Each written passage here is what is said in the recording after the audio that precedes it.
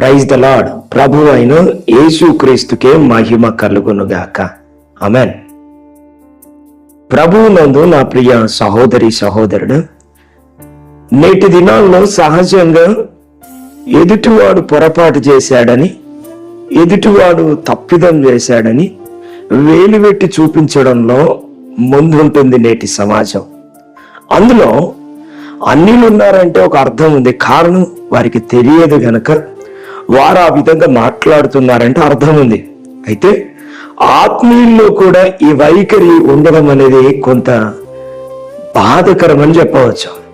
ఎందుకనంటే ప్రభువైన యేసుక్రీస్తును సొంత రక్షకునిగా అంగీకరించిన ప్రతి బిడ్డ ప్రభువైన యేసుక్రీస్తును పోలిన జీవితం, ఆయన కలిగి ఉన్న గుణగణాలను కలిగి జీవించవలసిన వారమై ఉండగా ఇంకా అన్యులను పోలి నడవడం అనేది ప్రభువైన యేసుక్రీస్తు వారికి బాధకరమని చెప్పవచ్చు.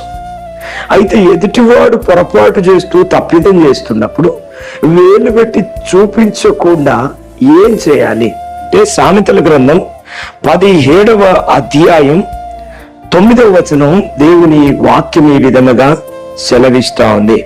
ప్రేమను వృద్ధి చేయగోరువాడు తప్పిదములు దాచిపెట్టును, జరిగిన సంగతి మాటి మాటికి ఎత్తువాడు మిత్ర భేదము చేయను.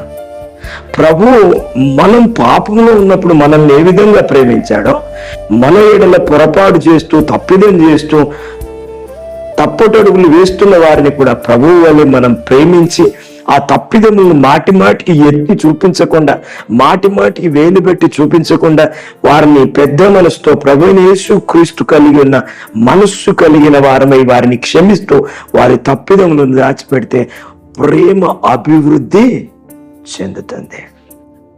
తత్ఫలితంగా దేవుని ఆజ్ఞలు నెరవేర్చిన వారమైతాం.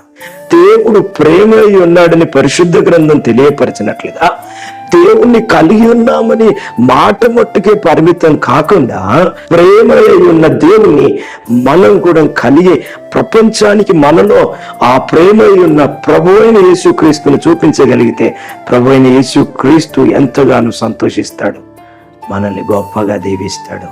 మే గాడ్ బ్లెస్ యు బిడ్డ. దేవుడటి కృప నీకు అనుగ్రహించును గాక. ఆమేన్.